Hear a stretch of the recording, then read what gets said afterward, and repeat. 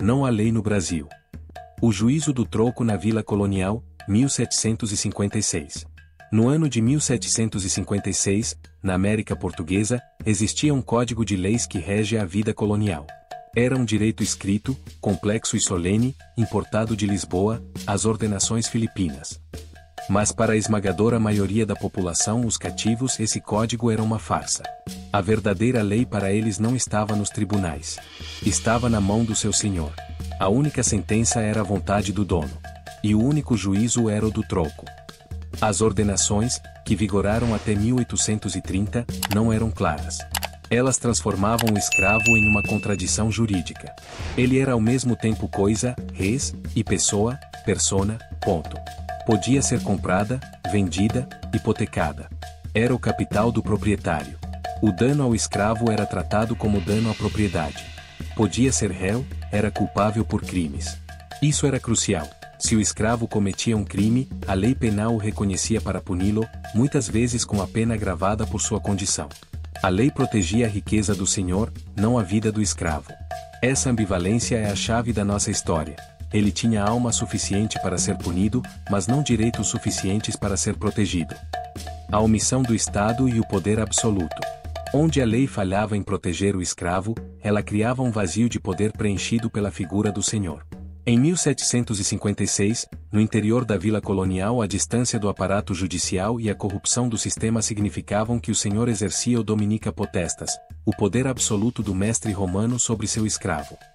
Ponto-chave: se o senhor sentia que sua propriedade, o escravo, estava ameaçada por um ato de insubordinação, ele era juiz, júri e carrasco. A lei só intervinha, e de forma lenta, em casos de excessiva crueldade, morte do escravo, pois isso representava um prejuízo econômico à colônia.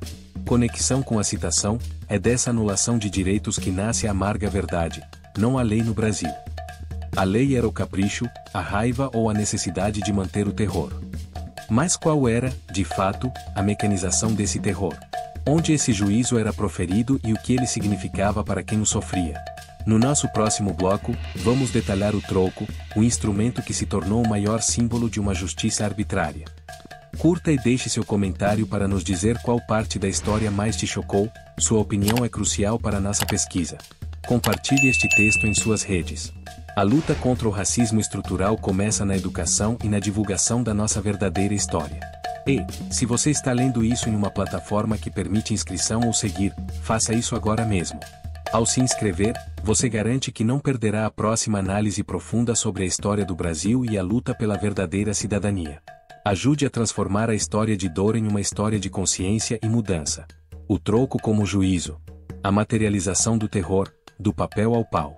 Terminamos o bloco estabelecendo que as leis coloniais, como as ordenações filipinas, eram insuficientes e ambíguas, tratando o escravizado como coisa e pessoa. A lei de fato, dissemos, era a vontade do senhor. Agora, em 1756, na Vila Colonial, essa vontade precisava de um instrumento, de um altar onde o poder fosse reencenado diariamente, onde a sentença arbitrária do senhor se materializasse em dor e terror. Esse altar era o troco. O troco não era apenas uma ferramenta de punição, era um dispositivo de gestão do terror, a peça mais visível no complexo teatro de disciplina e poder da escravidão brasileira. Sua presença no terreiro da fazenda, no centro da senzala ou na praça da Vila Colonial, ao lado do pelourinho, quando existia, transformava-o em um símbolo arquitetônico da injustiça. A visão do troco era, por si só, uma ameaça constante, um aviso mudo para cada homem, mulher ou criança cativa. A desobediência tem um preço que anula qualquer ideia de lei ou de humanidade. A anatomia do instrumento e a imobilização. O instrumento era de uma simplicidade brutal e eficaz. Consistia geralmente em duas pesadas tábuas de madeira de lei, robusta e resistente, conectadas em uma das extremidades por dobradiças de ferro, e na outra, por um grande cadeado. Essas tábuas possuíam orifícios semicirculares onde eram encaixados os membros do castigado. A imobilização no troco podia variar. A forma mais comum era prender os tornozelos do cativo, obrigando-o a permanecer sentado, acorrentado ou deitado no chão. Contudo, em alguns modelos, existiam orifícios para os pulsos e até para o pescoço, forçando o escravizado a posições incômodas e extremamente dolorosas por longos períodos. Ficar preso no troco era, muitas vezes, uma sentença de imobilidade forçada, uma interrupção cruel da vida, que durava horas, dias ou, em casos extremos, semanas. A tortura começava antes mesmo da chegada do feitor com a chibata. O escravizado imobilizado ficava exposto às intempéries, sol a pino, chuvas repentinas, o frio da noite. Ele ficava vulnerável a insetos, mosquitos e parasitas que se alimentavam de sua carne exposta e ferida. A humilhação era profunda. A impossibilidade de se defender de um simples mosquito era um lembrete constante de sua condição de objeto despojado de qualquer dignidade. A privação de água e a negação de necessidades fisiológicas básicas somavam-se ao suplício, minando a saúde física e mental do cativo antes mesmo do primeiro golpe. O juízo, os motivos e a execução do castigo. Qualquer falha, por menor que fosse, poderia levar ao juízo do troco. A lista de crimes era tão vasta quanto a arbitrariedade do senhor ou do feitor. A fuga e a tentativa de liberdade. Este era, talvez, o crime mais grave. Fuga significava não apenas a perda de uma propriedade valiosa, mas a insubordinação completa ao sistema. O castigo era usado para marcar o corpo e a mente, visando impedir novas tentativas. Insubordinação ou olhar desafiador, a desobediência verbal, um ritmo de trabalho considerado lento, ou até mesmo um olhar que o senhor interpretasse como insolência ou atrevimento era motivo suficiente. O objetivo era destruir qualquer vestígio de personalidade ou dignidade no cativo. Furto de comida. Em um sistema que oferecia alimentação precária, o furto de comida era um ato de sobrevivência, mas para o senhor, era roubo. O castigo demonstrava que nem mesmo a fome justificava a transgressão da propriedade. A execução do castigo era um ritual público. A chibata, feita de couro, crua e grossa, era o instrumento principal, empunhado pelo feitor, o executor do juízo. A punição no troco era uma performance pedagógica. Os outros escravizados eram muitas vezes forçados a assistir, paralisados pelo medo. A cada golpe da chibata, o sangue que voava do corpo do castigado era, simbolicamente, um aviso para todos os presentes. O corpo do escravo transformava-se em um quadro vivo de alerta. O historiador de 1924, ao descrever um alvará real, sintetizou a visão da época: o negro não pertencia à espécie humana, era animal. O castigo no troco, em sua brutalidade pública, servia para reforçar essa desumanização perante o cativo e perante a sociedade branca da vila colonial. A contradição da lei versus o troco. O Bloco 1 discutiu a lei escrita, o Bloco 2 revela a lei de fato.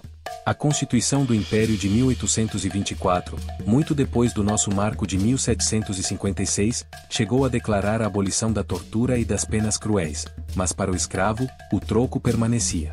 Até o Código Criminal de 1830, o primeiro do Brasil independente, mantinha a pena de açoites especificamente para os escravizados, uma pena proibida para os cidadãos livres. Mesmo quando a justiça oficial intervinha, o que era raro, a pena legal para um crime cometido por um escravizado era automaticamente convertida em açoites, limitada a 50 chicotadas diárias, uma tentativa de moderação que mal disfarçava a crueldade. No entanto, o juízo do troco na fazenda não tinha limite, não tinha moderação, e não tinha lei. O feitor e o senhor agiam acima de qualquer código, reforçando a citação que intitula nosso documentário, Não há lei no Brasil. A violência do troco era, portanto, a lei privada e soberana do senhor, uma jurisdição brutal que operava à margem, e frequentemente com a anuência silenciosa, do aparato legal do Estado colonial. É a partir desse ponto de dor e de resistência que nos movemos. As vozes da oposição à violência e a recusa em aceitar a sentença, as táticas invisíveis de resistência. O Bloco 2 nos deixou diante da crueldade máxima do sistema, o escravizado acorrentado ao troco, submetido ao castigo arbitrário. Mas a história da escravidão não é apenas a história da dor, é, sobretudo, a história da resistência. A recusa em aceitar a sentença do troco era um ato contínuo, manifestado de maneiras visíveis, mais frequentemente, invisíveis. Essa oposição não era um evento isolado, mas sim a prática diária de sobrevivência. Em 1756, o principal ativo do senhor era o trabalho. O escravizado sabia disso e usava o próprio corpo como campo de batalha. A simulação de doenças era uma tática sutil, mas eficaz, para fugir ao trabalho forçado, consequentemente, aos castigos. A cozinheira que esquecia o sal na comida do senhor, o plantador que acidentalmente quebrava uma ferramenta de trabalho essencial, o escravo que trabalhava em um ritmo intencionalmente lento, o famoso corpo mole, todos eram atos de insubordinação que minavam a economia da fazenda. Eram pequenos vetores de rebeldia que, se descobertos, levavam ao troco, mas, se bem-sucedidos, garantiam um breve respiro. A resistência passiva era a primeira linha de defesa contra o juízo arbitrário. Outra forma de resistência silenciosa era o infanticídio, ou a prática do aborto. Embora seja um tema extremamente doloroso e delicado, ele representa a recusa máxima de permitir que um filho nascesse e vivesse sob a condição de propriedade, res, destinado inevitavelmente ao troco. Era um ato desesperado de amor e de oposição radical ao sistema que negava a dignidade humana. Segunda, o ato mais radical, a fuga e a criação do território livre. Se a resistência passiva era o sussurro, a fuga era o grito de guerra. Deixar a fazenda significava mais do que buscar a liberdade individual. Era um ato político que contestava a própria validade da escravidão e do juízo do troco. Cada escravo fugido representava um prejuízo financeiro e um desafio moral à autoridade do proprietário. As fugas podiam ser individuais, movidas pelo desespero da violência iminente ou do castigo já sofrido, ou coletivas, organizadas sob a liderança de figuras que emergiam como líderes. O perigo era extremo. Ser pego significava a certeza da tortura pública, como a marcação com ferro em brasa com a letra F, de fugido, uma punição de degradação final, visando marcar o corpo do escravizado como gado. Mas para onde iam? A resposta eram os quilombos e mucambos. Os quilombos eram mais do que meros esconderijos na mata, eram estados autônomos, espaços de lei própria e de justiça redefinida. Se na vila colonial de 1756 a lei era ditada pelo chicote do feitor, no quilombo, a lei era ditada pela comunidade, pela ancestralidade africana e pela necessidade de sobrevivência mútua. A justiça quilombola. Nesses espaços, os conflitos eram resolvidos por líderes eleitos ou aceitos, que buscavam o consenso e a reparação, e não a punição corporal e arbitrária. A lei visava a manutenção da comunidade e o bem-estar coletivo, o oposto do sistema escravista, que visava a manutenção do lucro e a dor. O quilombo como modelo político. O quilombo, como Palmares no século XVII e os inúmeros mucambos que se multiplicaram no século XVIII, inclusive nos arredores das vilas de Minas e Rio de Janeiro, era a prova viva de que o escravizado não era uma coisa. Ele era um ser político capaz de construir uma sociedade complexa, com agricultura, defesa militar, fundamentalmente, um sistema legal próprio que rejeitava o princípio fundamental da escravidão. Curta e deixe seu comentário para nos dizer qual parte da história mais te chocou, sua opinião é crucial para nossa pesquisa. Compartilhe este texto em suas redes. A luta contra o racismo estrutural começa na educação e na divulgação da nossa verdadeira história. E, se você está lendo isso em uma plataforma que permite inscrição ou seguir, faça isso agora mesmo. Ao se inscrever, você garante que não perderá a próxima análise profunda sobre a história do Brasil e a luta pela verdadeira cidadania. Ajude a transformar a história de dor em uma história de consciência e mudança. Terceira, a busca pela justiça do branco, manobrando o sistema legal. Embora o sistema de justiça colonial fosse profundamente racista e desigual, alguns escravizados, com notável inteligência e coragem, ousavam usá-lo contra seus opressores. Essa era a resistência mais paradoxal e perigosa, tentar fazer valer a lei do branco para se proteger da violência do próprio branco. Nos tribunais de ouvidorias, escravos, mais frequentemente, seus parentes ou libertos, apresentavam cartas de denúncia contra maus-tratos extremos. Eles não estavam pedindo o fim da escravidão, isso era impensável em 1756, mas sim a intervenção da coroa contra a crueldade imoderada do senhor, argumentando que a violência excessiva, além de ferir a fé cristã, destruía o capital da colônia, o próprio escravo. O estratégico do processo. O escravo não podia ser testemunha juramentada, mas podia ser informante.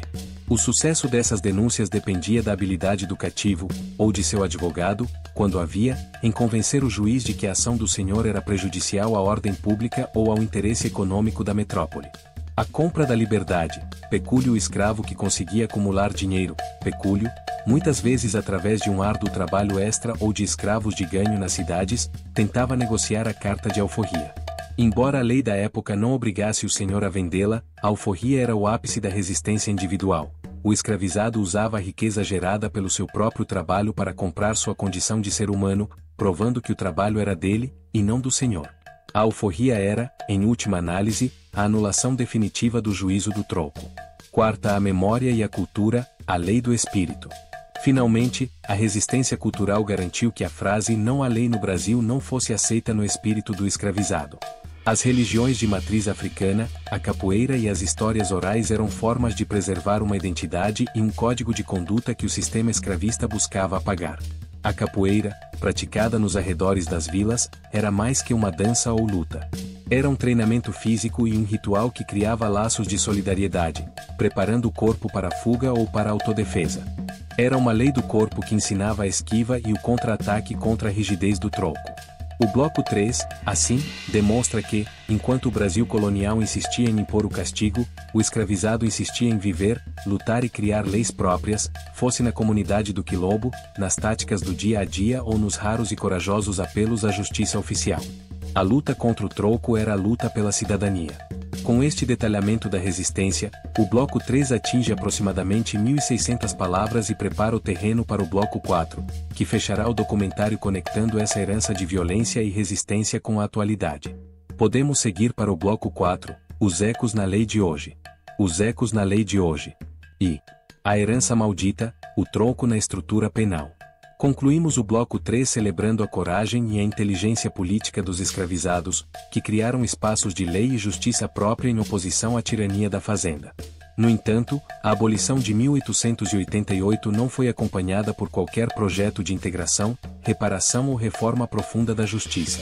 O que o Brasil herdou da escravidão não foi apenas a desigualdade econômica, mas a estrutura de pensamento jurídico que permitiu que o negro fosse visto como um não-cidadão, um alvo.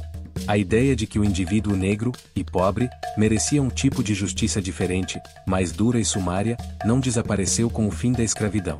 Ela migrou. O juízo do troco de 1756 não foi abolido, ele foi institucionalizado e transferido para os novos aparatos de controle social, as forças policiais e o sistema penal. O Código Penal de 1890, o primeiro da República, criminalizou práticas culturais negras como a capoeira e a vadiagem, transformando a simples existência e as formas de sociabilidade dos ex-escravizados em delitos. Onde antes o feitor chicoteava o fugitivo no troco por vadiagem, agora a polícia da República prendia e espancava o liberto nas ruas, sob a égide da lei. O instrumento mudou do tronco de madeira para as algemas de ferro e a cela superlotada, mas o alvo permaneceu o mesmo. Segunda, o racismo estrutural e a seletividade penal. Hoje, essa herança se manifesta no que chamamos de racismo estrutural no sistema de justiça. O racismo não é apenas o ato isolado de um indivíduo, é a lógica que opera nos tribunais, nas delegacias e nas abordagens de rua. A seletividade penal é o mecanismo mais evidente de como o troco vive entre nós. Os dados do Anuário Brasileiro de Segurança Pública são um espelho estatístico da desigualdade jurídica que começa no século XVIII. O alvo da abordagem, a abordagem policial, a primeira interface entre o Estado e o indivíduo, é desproporcionalmente direcionada aos jovens negros e pardos, especialmente nos territórios periféricos. A cor da pele e o CEP, Código de Endereçamento Postal, se tornam fatores de probabilidade criminal. Onde o feitor se baseava no prejuízo da fazenda, a polícia se baseia no estereótipo racial para definir quem é o suspeito. O encarceramento em massa. O Brasil possui a terceira maior população carcerária do mundo. Mais de 60% dos presos são negros. A Lei de Drogas de 2006 é um dos principais motores desse encarceramento, mas sua aplicação revela uma seletividade assombrosa. A lei não define claramente o que é traficante e o que é usuário, deixando essa interpretação à mercê dos agentes da lei. Na prática, o jovem negro pego com pequena quantidade de droga é automaticamente classificado como traficante, enquanto o jovem branco, em contexto social diferente, é frequentemente visto como usuário. Isso é o juízo do troco reencenado. A punição é determinada não pelo ato em si, mas pela identidade do acusado. Terceira, a violência policial como extensão do juízo privado. A letalidade policial no Brasil é a forma mais crua e violenta da persistência do castigo extralegal da escravidão. O troco, outrora o centro do terror na fazenda, foi substituído pelos becos das favelas e periferias. A maioria esmagadora das vítimas de intervenções policiais letais são homens jovens, negros e pardos. O paradoxo da segurança pública. O sistema de segurança pública opera com uma lógica de necropolítica, onde a vida de certas parcelas da população é tratada como dispensável em prol da segurança de outras. A violência seletiva e desproporcional contra o corpo negro reflete a mentalidade escravocrata que via o corpo do cativo como uma propriedade passível de ser destruída, se necessário, para a manutenção da ordem do proprietário, agora, a ordem pública. O auto de resistência e a impunidade. Assim como o feitor que batia no tronco dificilmente era punido, a impunidade nos casos de violência policial é alarmante. Por muito tempo, figuras como o auto de resistência, hoje alterado, mas com o espírito vivo, justificavam a morte do indivíduo, reforçando a ideia de que a palavra do aparato de força é a lei final, ecoando a soberania absoluta do Senhor sobre a vida do escravizado no século XVIII. Quarta, o direito à voz, a luta pela lei de verdade. O bloco 3 nos lembrou que, mesmo sob o açoite, o escravizado resistia. Hoje, a luta pela lei de verdade continua com os movimentos negros, as defensorias públicas e a sociedade civil que atuam incansavelmente para descolonizar o sistema de justiça. A luta por reparação e memória. A demanda por políticas de ações afirmativas e reparação histórica não é apenas uma busca por igualdade, mas uma tentativa de finalmente concluir a abolição, reconhecendo que a base material da sociedade foi construída sobre a exploração do trabalho negro. É uma luta para que a lei atual se torne reparadora, e não apenas punitiva. O questionamento da neutralidade. O ativismo jurídico exige que os juízes e promotores reconheçam que a lei não é neutra. Eles precisam levar em conta o contexto social e racial do réu ao aplicar a pena, desfazendo o legado da seletividade penal que condena a corantes do crime. A lei deve ser um instrumento de isonomia, igualdade perante a lei, e não de manutenção das hierarquias coloniais. A redefinição de cidadania, a resistência atual, seja nos protestos, nas urnas ou nos tribunais, é a continuação direta da fuga para o quilombo, a exigência de que o Estado reconheça o indivíduo negro em sua plenitude de cidadania, e que a polícia, em vez de atuar como o feitor moderno, passe a ser o garantidor de direitos. Conclusão, o desafio da Constituição. Voltamos, então, ao ponto de partida, não há lei no Brasil. Em 1756, a lei era a vontade do Senhor. Hoje, a Constituição de 1988, a lei máxima, estabelece que todos são iguais perante a lei. No entanto, os ecos do troco e da justiça de fazenda ainda ressoam nos números da seletividade penal e da violência de Estado. O nosso documentário, ao revisitar a Vila Colonial de 1756, não busca apenas contar o passado. Ele lança um desafio ao presente. Se a Constituição de 1988 é a nossa lei, e a escravidão foi abolida, por que a cor do alvo ainda define a gravidade da sentença? Porque o troco, agora feito de concreto, papel e burocracia, continua operando com a mesma seletividade de séculos atrás. A verdadeira liberdade e a validade plena da nossa lei só serão alcançadas quando a Constituição for, de fato, a lei para todos, e não apenas um belo texto ignorado quando se trata dos herdeiros da senzala. Com este detalhamento e a inclusão das estatísticas e conceitos da criminologia e do racismo estrutural, o bloco 4 alcança aproximadamente 1.800 palavras e encerra o documentário com o impacto dramático e reflexivo desejado. A abolição de 1888 não foi acompanhada por qualquer projeto de integração ou reforma da justiça. A estrutura de pensamento jurídico que permitiu que o negro fosse visto como um alvo, um não-cidadão, migrou do sistema escravista para o sistema republicano. O juízo do troco não foi abolido, ele foi institucionalizado e transferido para os novos aparatos de controle social. O Código Penal de 1890 criminalizou a capoeira e a vadiagem, transformando as práticas culturais e as formas de sobrevivência dos ex-escravizados em delitos. Onde o feitor chicoteava no troco, agora a polícia da República prendia e espancava nas ruas sob a égide da lei. O instrumento mudou de madeira para metal, mas o alvo permaneceu o mesmo. Hoje, essa herança se manifesta no que chamamos de racismo estrutural no sistema de justiça. A seletividade penal é o mecanismo mais evidente de como o troco vive entre nós. Os dados do Anuário Brasileiro de Segurança Pública são um espelho estatístico da desigualdade jurídica. A abordagem policial é desproporcionalmente direcionada aos jovens negros e pardos, especialmente nas periferias. A cor da pele e o CEP, Código de Endereçamento Postal, se tornam fatores de probabilidade criminal. A punição é determinada pela identidade do acusado. O encarceramento em massa é a sua consequência. O Brasil possui uma das maiores populações carcerárias do mundo, e mais de 60% dos presos são negros. A aplicação seletiva da Lei de Drogas de 2006, por exemplo, transforma o jovem negro pego com pequena quantidade em traficante, enquanto o jovem branco é frequentemente visto como usuário. Isso é o juízo do troco reencenado. A punição é baseada no pertencimento racial. A letalidade policial é a forma mais violenta dessa persistência. O troco, outrora o centro do terror na fazenda, foi substituído pelos becos das periferias. A violência seletiva contra o corpo negro reflete a mentalidade escravocrata que via o corpo do cativo como dispensável para a manutenção da ordem do proprietário, hoje, a ordem pública. A luta pela lei de verdade continua com o ativismo jurídico e os movimentos sociais. A demanda por políticas de ações afirmativas e reparação histórica é a tentativa de finalmente concluir a abolição. Os juízes e promotores são constantemente desafiados a reconhecer que a lei não é neutra, desfazendo o legado da seletividade penal que condena corantes do crime. Em 1888, a princesa Isabel assinou a Lei Áurea. O troco foi retirado do centro do terreiro. Mas a mentalidade da justiça de fazenda sobreviveu. Em 2025, a Constituição diz que somos todos iguais, mas a cor de quem é abordado pela polícia e a cor de quem superpovoa o sistema prisional nos contam outra história. O princípio é o mesmo de 1756. A punição é determinada pela identidade, não pelo crime. O Brasil ainda vive sob o peso desse legado, uma nação com a lei escrita mais moderna e a lei de fato mais arcaica. A pergunta que se impõe é: se o troco foi abolido, por que a seletividade penal ainda não? A resposta está na nossa complacência com a herança do não à lei no Brasil. Curta e deixe seu comentário para nos dizer qual parte da história mais te chocou. Sua opinião é crucial para nossa pesquisa. Compartilhe este texto em suas redes.